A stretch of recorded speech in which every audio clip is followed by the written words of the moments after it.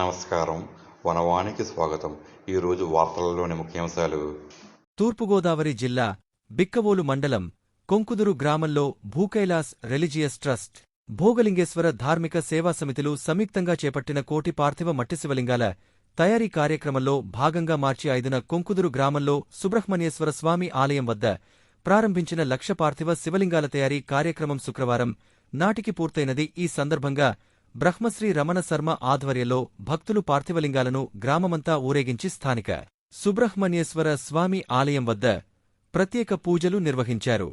ఈ సందర్భంగా పురోహితులు బ్రహ్మశ్రీ రమణ శర్మ మాట్లాడుతూ, తమ గ్రామంలో భక్తులు తయారుచేసిన 1,00,000 పార్థివ మట్టి శివలింగాలకు ఈరోజు మహా రుద్రాభిషేకం నిర్వహించి ట్రస్ట్ వారికి అప్పగిస్తామని, దీనివల్ల దేశానికి, రాష్ట్రానికి, గ్రామానికి శుభం కలుగుతుందని అన్నారు. ఈ కార్యక్రమంలో పాల్గొన్న భక్తులకు దాతలు పాలు, అన్నప్రసాదాలు సమకూర్చారు.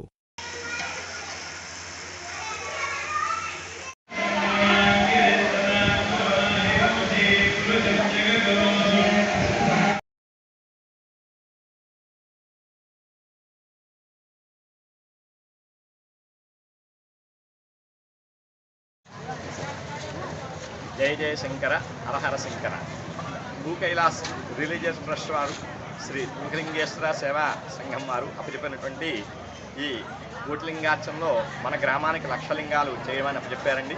అది మన వారందరూ కూడా చక్కగా పూర్తి చేశారు.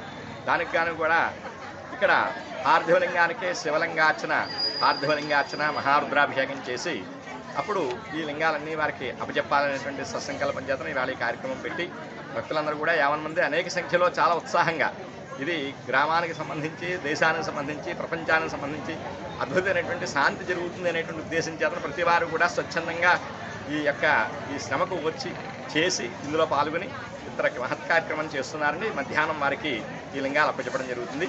జయ జయ శంకర, హరహర శంకర.